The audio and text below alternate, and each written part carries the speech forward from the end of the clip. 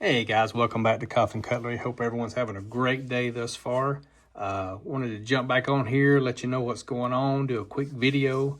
Today, we're going to be looking at knives straight out of my, not brand new in box, but straight out of my personal collection, all my personal collection, but these are some of my favorites of my collection.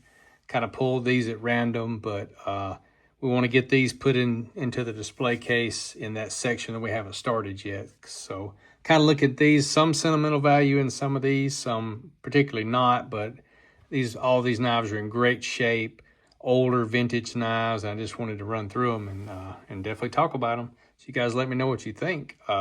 We will start out. A couple of these knives I've actually, and maybe several of these I've shown on other videos, but now that we're doing the run through, we can do them singularly. But I still haven't cleaned this knife, but this is the little, I call it the Eisenhower, the President knife, stag.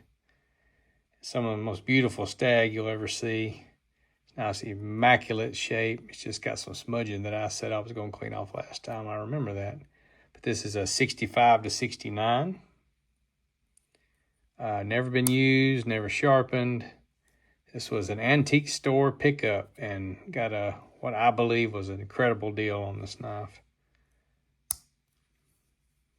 Just a beautiful, beautiful example of this pattern. As a matter of fact, I'm curious to what pattern is an Eisenhower or a President knife. It is. Let's see if we can see that. It looks like it's a 79 pattern. 5279. Definitely need to do some cleaning. That's just embarrassing. I'm sorry, guys. But beautiful, beautiful. Love a stag knife. Love a stag case knife. It just gets better and better.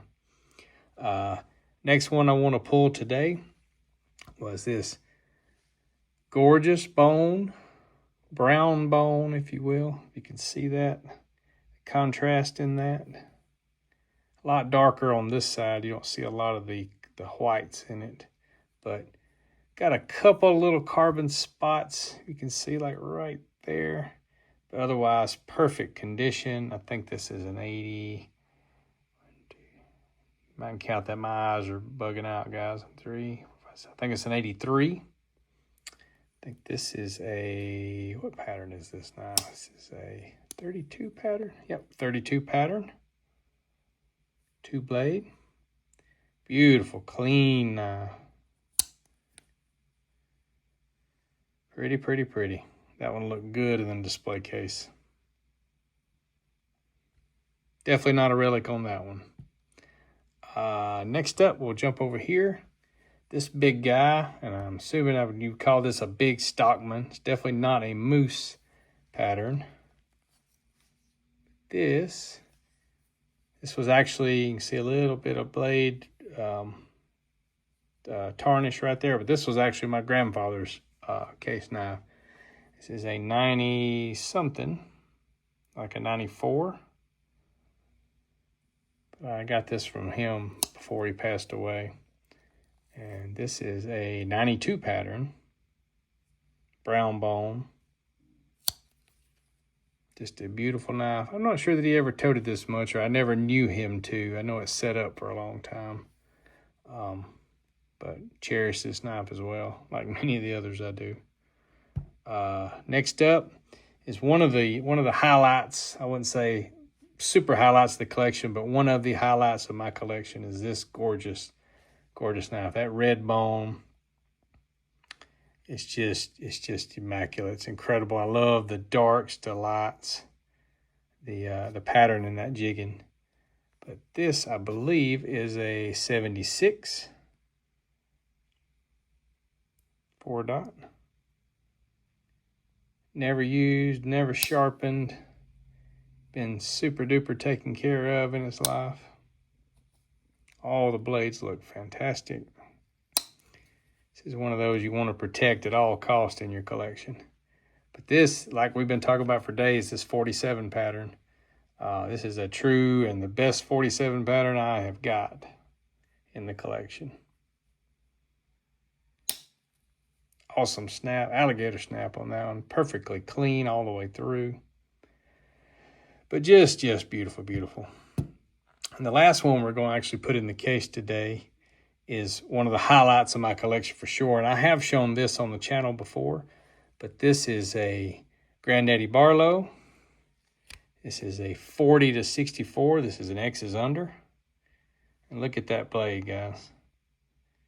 This thing is amazing. The little bit of rub is just because of the material from this thing being put in and out of a drawer or something, because it has not been used, never sharpened.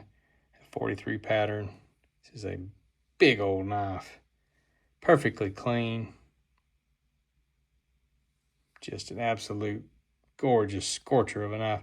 I actually bought this one off eBay a good while back, and I think I remember telling you guys before that the pictures were terrible. They were dark. You couldn't even barely tell what year it was, much less the shape it was in. It went super cheap, and I was just truly lucky, if you will, and honored to get this one and win it for what I did. I want to say it was like 20 bucks. I'm not even kidding. 25.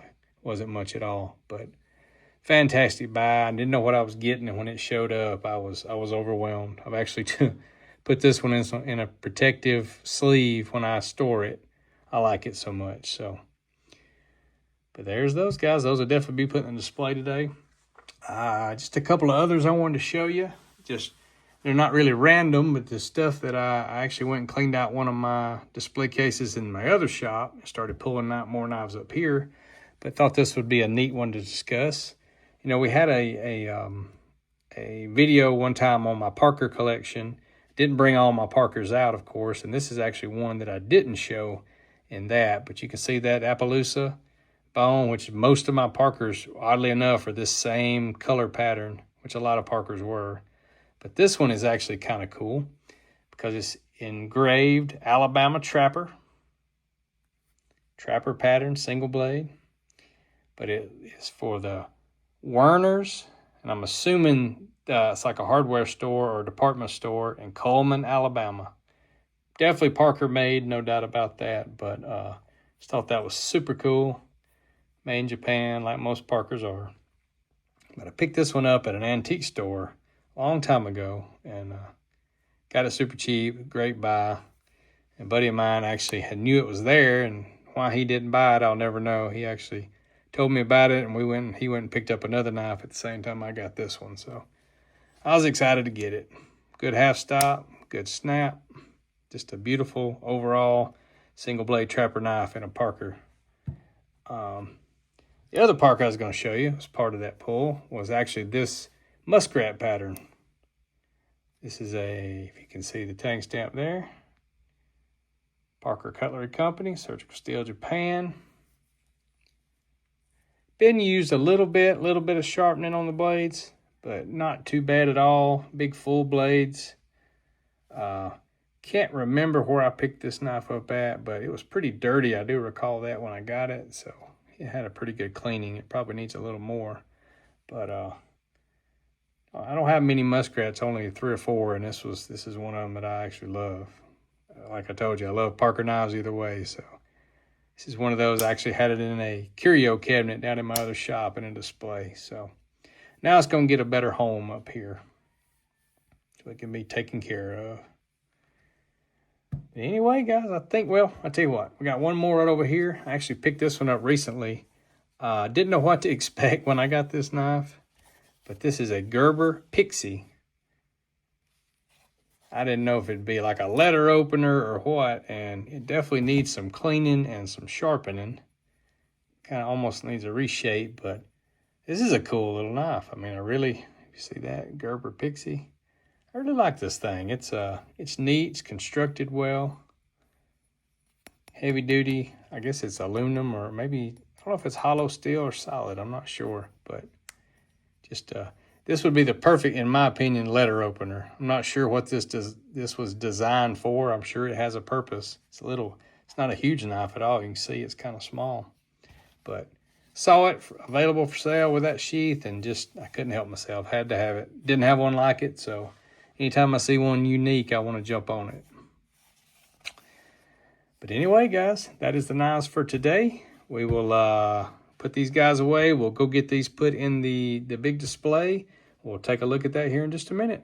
All right, guys, from Cutlery. We'll see you in just a sec. All right, guys, we're back over here at the display. You can see we got all 5 of them that we talked about today in.